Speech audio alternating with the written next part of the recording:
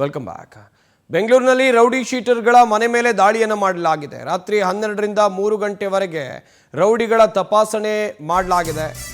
140 ಮಂದಿಯ 28 ಪೊಲೀಸರ ಟೀಮ್ ಏಕಕಾಲಕ್ಕೆ ರೇಡ್ ಮಾಡಿರೋದು. ರಾತ್ರಿ 12ರಿಂದ 3 ಗಂಟೆವರೆಗೆ ರೌಡಿಗಳ ಮನೆ ಮೇಲೆ ದಾಳಿಯನ್ನು ಮಾಡಿ ಪರಿಶೀಲನೆಯನ್ನು ಮಾಡಿರೋದು. 150ಕ್ಕೂ ಹೆಚ್ಚು ರೌಡಿಗಳ ಮನೆಯಲ್ಲಿ ಪರಿಶೀಲನೆಯನ್ನು ಮಾಡಲಾಗಿದೆ.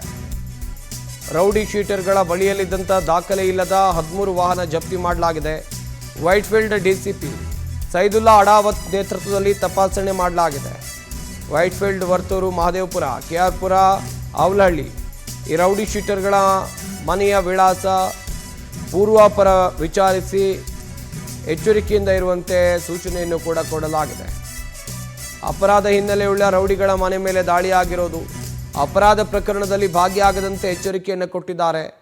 ರಸ್ತೆಯಲ್ಲೇ ತಡೆದು ಕೆಲವು ರೌಡಿ ವಾಹನಗಳನ್ನು ತಪಾಸಣೆ ಕೂಡ ಮಾಡಲಾಗಿದೆ. ವೈಟ್ಫೀಲ್ಡ್ ಈ ಭಾಗದಲ್ಲಿ ಆಗಿರುವಂಥ ಕಾರ್ಯಾಚರಣೆ ಇದು ವಿಶೇಷ ಕಾರ್ಯಾಚರಣೆ. ACP ಇನ್ಸ್ಪೆಕ್ಟರ್ಗಳು ಭಾಗಿಯಾದರು.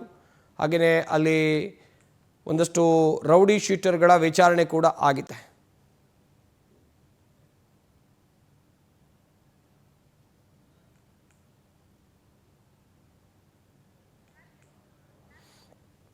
ವೈಟ್ಫೀಲ್ಡ್ DCP ಸೈದುಲ್ಲಾ ಅಡಾವತ್ ಅವರ ನೇತೃತ್ವದಲ್ಲಿ ಆಗಿರುವಂಥ ರೇಡ್.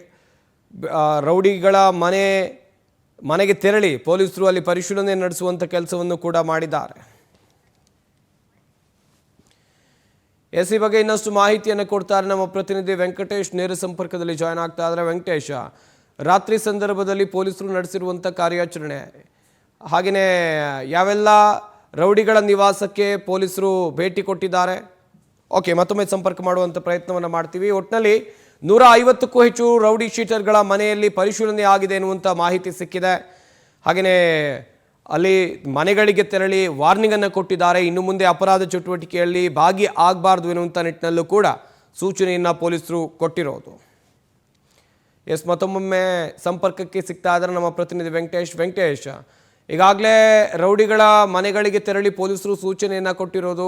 ಯಾವೆಲ್ಲ ಏರಿಯಾಗಳಲ್ಲಿ ಇದೇ ರೀತಿಯಾಗಿ ಪೊಲೀಸರ ದಾಳಿ ಆಗಿದೆ, ಹಾಗೆಯೇ ಏನೆಲ್ಲ ಸೂಚನೆ ಕೊಟ್ಟಿದ್ದಾರೆ, ಯಾವೆಲ್ಲ ರೌಡಿ ಶೀಟರ್ಗಳಿಗೆ ವಾರ್ನಿಂಗ್ ರವಾನೆ ಆಗಿದೆ?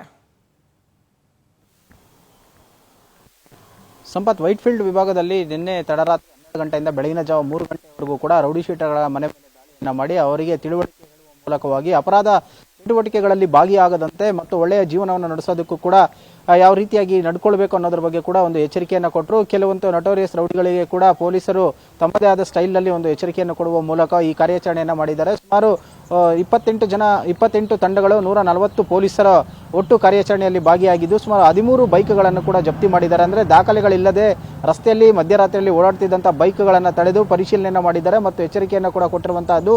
KR ಪುರಂ, ಅವಲಹಳ್ಳಿ, ವರ್ತೂರು ಸೇರಿದಂತೆ ವೈಟ್ಫೀಲ್ಡ್ ವಿಭಾಗದ ಪೊಲೀಸ್ ಠಾಣಾ ವ್ಯಾಪ್ತಿಯಲ್ಲಿ ಈ ಒಂದು ಕಾರ್ಯಾಚರಣೆ ಆಗಿರುವಂತಹದ್ದು. ಪೊಲೀಸರು ಕೂಡ ಕಳೆದ ಕೆಲವು ದಿನಗಳ ಹಿಂದೆ ಸೆಂಟ್ರಲ್ ವಿಭಾಗದಲ್ಲೂ ಕೂಡ ಕಾರ್ಯಾಚರಣೆಯನ್ನು ಮಾಡಿದ್ರು. ನಿನ್ನೆ ಕೂಡ ವೈಟ್ಫೀಲ್ಡ್ ವಿಭಾಗದಲ್ಲೂ ಕೂಡ ಇದೇ ರೀತಿಯಾದಂತಹ ಕಾರ್ಯಾಚರಣೆಯನ್ನು ಮಾಡಿರುವಂತಹದ್ದು. ಜೊತೆಗೆ ಕೆಲವು ನಟೋರಿಯಸ್ ರೌಡಿಗಳ ಮನೆಯಲ್ಲಿ ಇದ್ದಂತಹ ಸಂದರ್ಭದಲ್ಲಿ ಕೂಡ ಅವರು ಏನೇನು ಕೆಲಸ ಮಾಡ್ತಾ ಇದ್ದಾರೆ ಮತ್ತು ಹೇಗೆ ಹೋಗ್ತಾ ಇದ್ದಾರೆ ಅನ್ನೋದ್ರ ಬಗ್ಗೆ ಕೂಡ ಅಕ್ಕಪಕ್ಕದವರಿಂದ ಕೂಡ ಮಾಹಿತಿಯನ್ನು ಪಡೆದುಕೊಳ್ಳುವ ಮೂಲಕ ಅವರ ಒಂದು ಆಕ್ಟಿವಿಟಿಗಳ ಮೇಲೆ ಕೂಡ ಕಂಡಿಟ್ಟಿರುವಂತಹದ್ದು. ಮನೆಗಳಲ್ಲಿ ಯಾವುದೇ ರೀತಿಯಾದಂತಹ ಒಂದು ಮಾರಕ ವಸ್ತ್ರಗಳ ಅಥವಾ ಆಯುಧಗಳು ಕೂಡ ಕಂಡು ಬರಲಿಲ್ಲ. ಅವರಿಗೆ ಎಚ್ಚರಿಕೆಯನ್ನು ಕೊಟ್ಟಿರುವಂತಹದ್ದು. ಸದ್ಯ ಬೆಂಗಳೂರಿನಲ್ಲಿ ಸೆಂಟ್ರಲ್ ವಿಭಾಗ ಆಯಿತು, ಈಗ ವೈಟ್ಫೀಲ್ಡ್. ಮುಂದಿನ ದಿನಗಳಲ್ಲಿ ಕೂಡ ಬೆಂಗಳೂರಿನ ವಿವಿಧ ವಿಭಾಗಗಳಲ್ಲೂ ಕೂಡ ಇದೇ ರೀತಿಯಾದಂತಹ ಕಾರ್ಯಾಚರಣೆಯನ್ನು ಮಾಡುವ ಮೂಲಕ ಸಮಾಜದಲ್ಲಿ ಶಾಂತಿ ನೆಲೆಸಬೇಕು, ಜನಸಾಮಾನ್ಯರು ಕೂಡ ನೆಮ್ಮದಿಯಾಗಿ ಜೀವನ ಮಾಡಬೇಕು ಅನ್ನುವಂಥ ನಿಟ್ಟಿನಲ್ಲಿ ಕೂಡ ಈಗಾಗಲೇ ಪೊಲೀಸರು ಕೂಡ ಒಂದು ಎಚ್ಚರಿಕೆಯ ಒಂದು ಸಂದೇಶವನ್ನು ರವಾನೆ ಮಾಡಿರುವಂತಹದ್ದು. ಸಂಪತ್, ಥ್ಯಾಂಕ್ ಯು ವೆಂಕಟೇಶ್, ತಮ್ಮೆಲ್ಲ ಡೀಟೇಲ್ಸ್ಗಾಗಿ.